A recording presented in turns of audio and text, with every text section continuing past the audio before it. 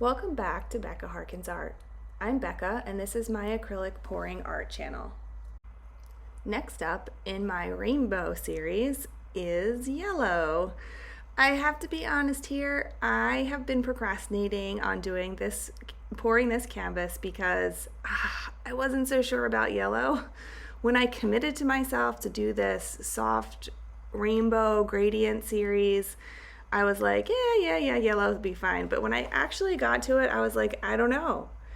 It had to be soft. It couldn't be super bold and vibrant because the whole series is about soft split compositions with the soft color on one side and the white on the other. And I was like, how am I going to do this with yellow? I didn't want it to be like Easter pastel yellow. I wanted it to have some earth tones to it. So I just built up the confidence one day, went to my studio and started mixing paint. My philosophy on mixing custom colors is to start with the color you want it to be the closest to and then just start adding. So I started with cadmium yellow, I added some titanium white, and it was just too light. It was too pastel-y. It didn't have enough earthiness to it. So I decided to add the opposite on the color wheel, dioxidine purple, and it was then too gray. I didn't know what to do. I was like, what do? I added more yellow, not more white. I added some gray. I just kept adding a little bit, kept stirring until I got the color that I liked. And that's what you see here. It is a combination of cadmium yellow, titanium white, dioxidine purple, and gray. The other side of my split composition is titanium white. And here I'm just moving the paints around trying to get an even base. My first pour color is Sky Blue Light. I really love this color by Amsterdam and I've been incorporating it into a lot of my pours lately and it's just been beautiful. I added a pretty heavy amount of the Sky Blue Light because I really want that color to show up in the painting and hold a lot of its own weight. On top of that, I'm adding just a small amount of phthalo blue. I love phthalo blue. It's one of my favorite colors. I also use phthalo blue in a lot of my paintings, but I knew that if I added too much, it would overtake and this painting would look too blue and not enough yellow. After that, I'm adding some bright pink, which is a color that I had mixed up from another pour. I'm sorry, I can't even tell you what's in here because I don't remember, but it is probably some magenta, some red, and some titanium white. That would be my best guess if I was going to try to remix this. It was just a color I had laying around and I thought it would be the perfect addition to just add a punch of pink to this color palette. On top of that, I'm adding some copper, which is also known as my hot dog layer. And then on top of that, I'm going to come in with my golden mustard and hope for some great cell creation there.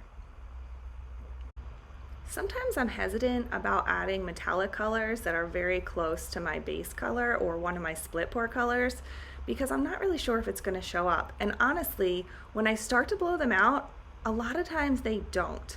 But you have to wait until they dry. The magic really happens when the metallics dry. And the yellow and the metallic mix together, but when it's dry, the gold shimmers and the yellow is more matte, and it creates a really, really beautiful contrast together. On the other side of my yellow base, I'm just going to add a little line of yellow just to make sure that the yellow shows up on both sides, since that is my primary color that I'm going for in this pour painting. And then I'm going back and adding some yellow because as I blew it out, I blew it pretty thin. I'm also coming back in on the yellow side and adding some titanium white. This is just to ensure that on the yellow side there's enough contrast just in case some of the yellow moves over to that side or the gold moves over to that side and the colors are just too close. And then I'm just adding a thin line of white onto the top as well just to encourage the contrast and the flow of the colors.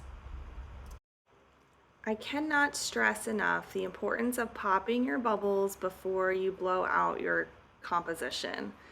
Especially if you've just mixed up your paints, you're going to have bubbles, and if you don't pop them ahead of time, they can completely change the way that your painting looks.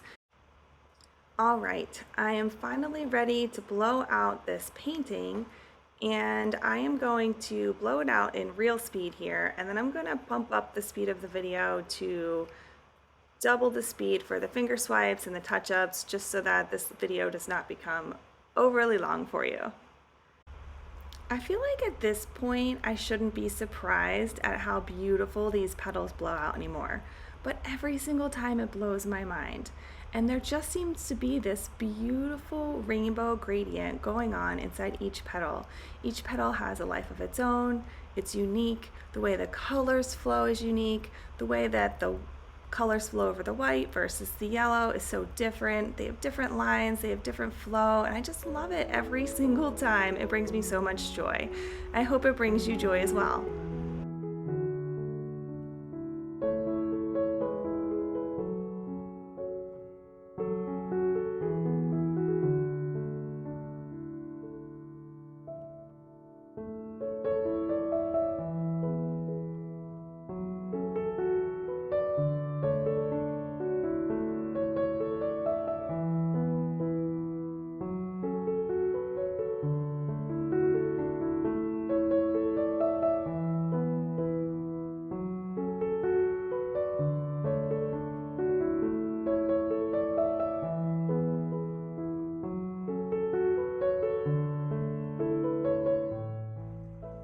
Before I do the finger swipe, I just want to show you how I do this real quickly. I pull the tip off the end of my glove, and that's what I use to run along the canvas. I did have somebody ask me how I do it. They said they get craters in their canvas if they try to do a finger swipe, and I have found the same problem if I use the whole tip of my finger, but if I just pull out the tip of the glove, it's a much thinner I guess tool that I'm working with, and I don't find that it leaves holes all the way to the bottom of the canvas unless my paint is too thick.